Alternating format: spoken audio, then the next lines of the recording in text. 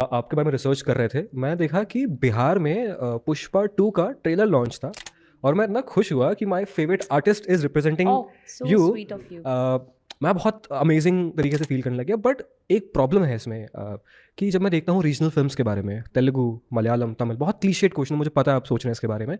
Bhojpuri industry ना बहुत ज़्यादा कमर्शियल है, बहुत ज़्यादा कमर्शियल है, मैं रिस्पेक्ट करता हूँ उस चीज़ की। Of course. बट क्या कभी मैं वो नरिया के पार जैसी फिल्म वापस देख पाऊंगा? क्या वो समय आएगा अक्षरा? क्या ऑडियंस एक्सेप्ट करेगी? बट ऑडियंस को तो फीड आप ही करते हैं ना।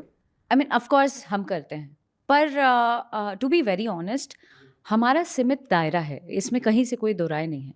हमारा जो बजट है वो बहुत ही छोटा है। उसमें आई थिंक हिंदी फिल्म की अगर बात करें तो एक गाना शूट भी नहीं करते होंगे उतने अमाउंट में जितने में फिल्म बन जाती है। अप्रोक्स कितना? Just an idea, ball park number, not exact but ball park number.